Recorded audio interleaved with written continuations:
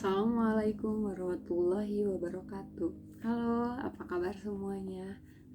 Setelah seminggu kita jarang ketemu nih, cuma sekali kan ya, pas minggu kemarin kita ketemunya. Nah, di pertemuan kali ini kita masuk ke tema yang baru, yaitu tema 6 tentang energi dan perubahannya. Nah, di pertemuan kali ini, di subtema pertama, yaitu tentang sumber energi, kita akan belajar tentang menemukan informasi dari teks tentang matahari dan pemanfaatannya. Coba buka bupenanya halaman 99. Nah, di sana ada pendalaman materi yang tadi Ibu sebutkan tentang menemukan informasi dari teks tentang matahari dan pemanfaatannya. Informasi itu dapat kita temukan pada setiap paragraf yang menyusun sebuah teks. Caranya itu dengan membaca secara cermat. Kamu dapat menandai bagian atau kata-kata penting di setiap paragrafnya. Nah, jadi kalau misalnya kalian sedang membaca teks bacaan, nah, ketika membaca satu paragraf, coba kalian tandai kalimat penting di paragraf itu. Bisa dengan menggarisbawahi atau dengan menandainya dengan stabilo. Nah, kalau ada yang pernah lihat stabilo yang buat menandai menggunakan warna itu, nah itu adalah namanya stabilo. Bisa ditandainya oleh itu, bisa digarisbawahi atau tadi kata Ibu dengan stabilo itu. Nah, setelah menemukan informasi pada setiap paragraf, kita dapat merangkainya menjadi satu paragraf baru. Coba lihat contoh teks bacaan tentang energi matahari yang ada di halaman 99. Di sini ada 2 paragraf. Coba lihat di halaman selanjutnya, di halaman 100 ada informasi yang terdapat dalam teks tersebut adalah sebagai berikut. Nah, informasi di paragraf 1, matahari merupakan pusat tata surya. Nah, lihat di paragraf 1, setiap planet yang ada di tata surya berputar mengelilingi matahari. Hal tersebut menjadikan matahari sebagai pusat tata surya. Matahari termasuk kategori bintang karena matahari memancarkan cahayanya sendiri.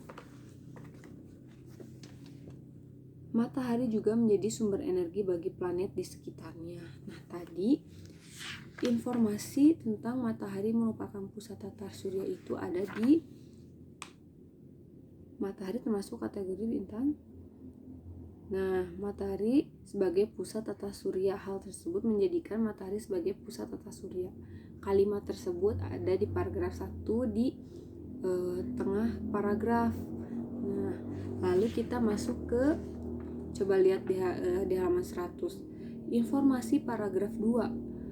Energi matahari dapat dimanfaatkan sebagai sumber energi alternatif. Coba kita cari kalimat itu di teks bacaan tentang energi matahari di halaman sebelumnya. Sebagai bintang yang terbesar dan terdekat dari bumi, matahari menjadi salah satu sumber energi bagi kehidupan kita. Sebagai sumber daya alam yang dapat dipengaruhi, matahari menjadi sumber energi yang tak terbatas. Energi matahari dapat dimanfaatkan sebagai sumber energi alternatif bagi kehidupan di bumi. Salah satu pemanfaatan energi matahari sebagai energi alternatif adalah menjadikan energi matahari sebagai energi pada pembangkit listrik tenaga surya. Nah, sama seperti tadi di paragraf pertama, informasi tersebut terdapat di tengah kalimat, di tengah paragraf kalimat itu terdapatnya. Nah, setelah itu dibuka lagi halaman 100-nya, informasi dalam teks. Jadi setelah tadi kita menemukan informasi dari setiap paragrafnya, sekarang kita menemukan informasi dalam teks tersebut. Nah, dapat disimpulkan kalau energi dalam teks tersebut adalah matahari merupakan pusat tata surya. Energi matahari biasanya dapat dimanfaatkan sebagai sumber energi alternatif. Nah, seperti itu. Jadi, setelah kalian mendapatkan informasi dari setiap paragrafnya, dari paragraf 1, paragraf 2, atau mungkin lebih, nanti misalnya mendapatkan teks baru dan paragrafnya itu lebih banyak, misalnya ada 3 atau lebih.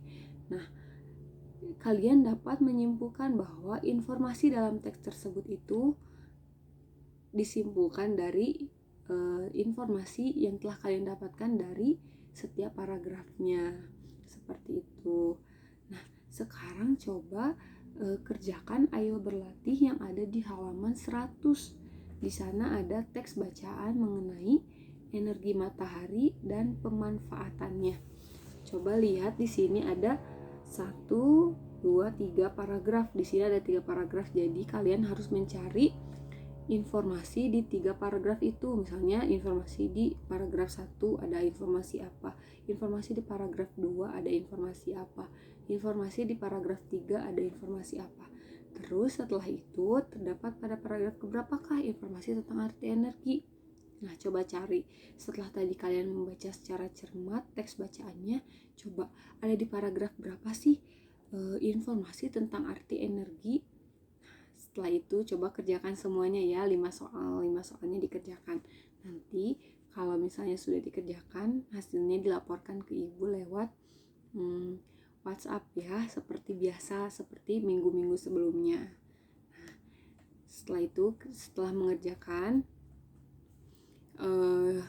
jangan lupa kerjakannya secara cermat ya. Ditunggu semuanya. Semangat, terima kasih.